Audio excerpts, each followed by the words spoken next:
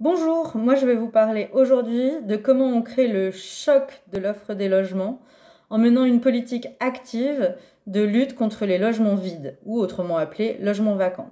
Aujourd'hui, c'est plus de 3 millions de logements qui sont vides en France, alors qu'en face, on a 2,2 millions de demandeurs de logements sociaux. Donc on se retrouve avec des logements sans habitants d'un côté et des habitants sans logement de l'autre.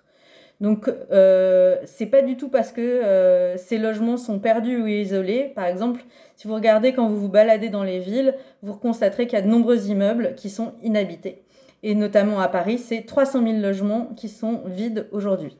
Donc, la raison principale de cette inoccupation de logements, c'est la spéculation immobilière. En fait, beaucoup de propriétaires privés préfèrent ne pas louer ou ne pas faire habiter leur logement parce que ça leur rapporte tout simplement plus d'argent.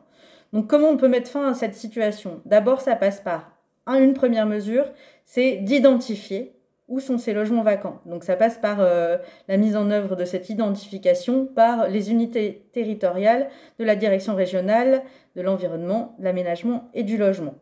Ils peuvent faire ce travail d'identification et aller vérifier l'état d'habitabilité de ces logements.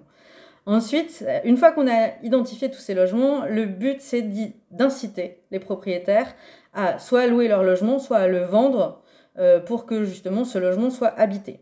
Donc il existe tout un tas de dispositions. Ça peut passer par donc l'augmentation et la systématisation de l'application de la taxe sur les logements vacants.